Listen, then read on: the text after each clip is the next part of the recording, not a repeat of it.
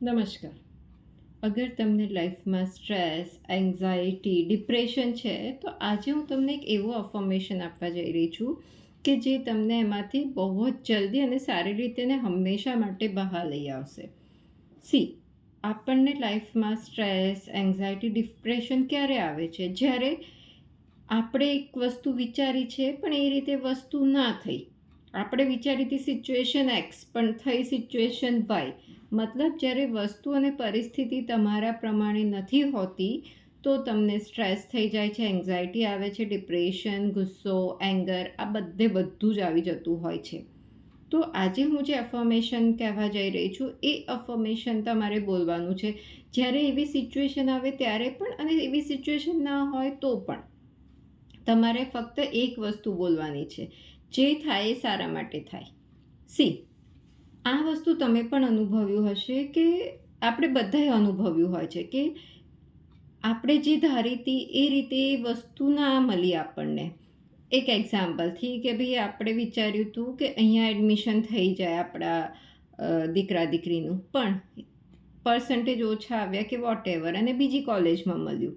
તો સ્ટ્રેસ, ગુસ્સો, એન્ઝાયટી, હવે શું થશે? કેરિયર બરબાદ, અહીંયા નથી મળ્યું, ક્યાં મળશે, આગળ ક્યાં જોબ મળશે, શું થશે? પણ એના પછીના 5 વર્ષે તમે જોયું હશે કે એનો ગ્રોથ નેક્સ્ટ લેવલ પર હોય છે. અને પછી આપણે જ કહેતા હોઈએ છીએ કે જે થાય એ સારા માટે થયું, રાઈટ? તો બસ આ જ વસ્તુ તમારે બોલવાની છે કે જે થાય એ સારા માટે થાય. અગર તમે પ્રયત્નો કર્યા એ પછી બી એ સિચ્યુએશન નથી થઈ, તમારા મુજબ એ સિચ્યુએશન નથી આવી તમારી સામે, તો it's okay, accept as it is. કારણ કે એ અત્યારે આપણે ખાલી એનું નાનું પિક્ચર જોઈ રહ્યા છે, પણ ઉપર યુનિવર્સમાં એ બહુ મોટું પિક્ચર છે જે આપણને નથી ખબર કે over a period of time આપણને કેવી રીતે હેલ્પફુલ થવાનું છે. એના માટે આ જે સિચ્યુએશન આવી છે, તો એટલે એ ભગવાનની કૃપા માની અને આપણે એને એક્સેપ્ટ કરવાની છે. એટલે જ કહેવાનું છે કે જે થાય એ સારા માટે થાય. મારી જોડે બધું સારું થઈ રહ્યું છે, થેન્ક યુ ભગવાન. સી, આપણે પણ અને આપણા બાળકોને પણ આપણે શીખવાડતા હોઈએ છીએ કે કોઈ પણ આપણને ગિફ્ટ આપે તો સે થેન્ક યુ, પણ ઇમિડિયેટલી કહેતા હોઈએ છીએ ને થેન્ક યુ.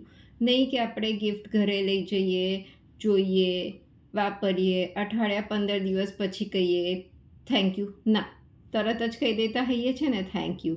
એ વસ્તુ વિચારવા નથી બેસતા કે આ સારું નીકળશે તો જ હું થેન્ક યુ કહીશ. સેમ વે, પરિસ્થિતિ ભલે અત્યારે સારી નથી તો પણ ભગવાનને કહો થેન્ક યુ, જે થાય છે સારા માટે થાય છે.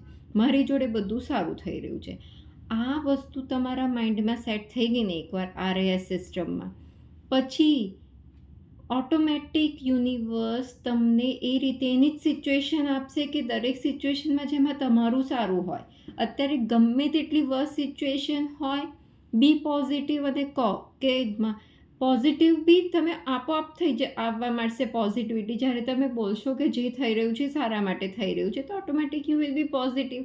તો તમને એન્ઝાયટી નહીં થાય, ડિપ્રેશન નહીં આવે, ગુસ્સો નહીં આવે.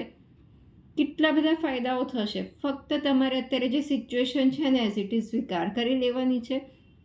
હા, ખાલી બેસી નથી રહેવાનું, એના માટે જે પૂરતી મહેનત અને જે જરૂરી પગલાં છે ને ઇન્ટ્યુશન પ્રમાણે કામ કરવાના છે, ઇનિશિયેટિવ લેવાના છે. બટ બધું કર્યા પછી બી જો પરિસ્થિતિ તમારા પ્રમાણે નથી તો પણ કહેવાનું છે કે જે થાય સારા માટે થાય. તો ઓટોમેટિકલી એ સિચ્યુએશન તમારા પ્રમાણે થશે, એ નક્કી જ છે.